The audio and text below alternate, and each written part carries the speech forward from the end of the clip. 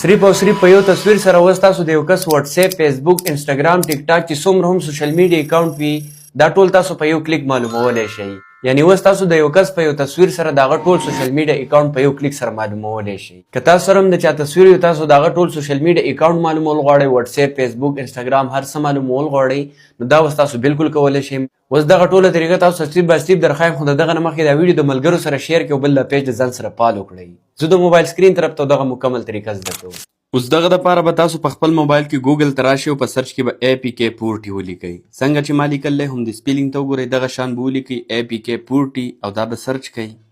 دا اولنی سایټ پر واخلئ، دا یو په دې به کلیک واخلئ. بیا به لښکته راشئ او په دې سرچ کې به پاینټ پیس ولیکئ. سپیلینګ ته وګورئ دا څنګه چې ما لیکلی هم دغه شان پاینټ پیس به ولیکئ او دې ځای نه به یې سرچ کئ. دا اولنی ارټیکل به راواخلئ، دا یو په دې اولني ارټیکل به کلیک واخلئ. بیا به ښکته راشئ، دلته به تاسو په دې چیک ناو کلیک واخلئ. چې څنګه هم کلیک کو دا پیج به کولاو شي. دلته به تاسو په دې اپشن کلیک کوئ او تصویر به ورته اپلوډ کوئ. د کوم تصویر په باره کې چې تاسو ټول سوشل میډیا اکاونټ هر څه معلومول غواړئ. تصویر اپلوډ کولو نه پس به تاسو دلته لږ انتظار وکئ. بیا به تاسو په دې سرچ انټرنیټ بای فیس په دې کلیک کوئ.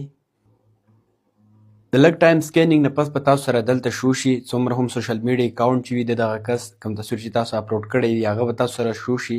صحیح شو، نو تاسو په اسانۍ سره د هغه اکاونټونه هم د دغه تصویر نه معلومولی شئ او دا پته هم لګولی شئ چې دا څوک دی.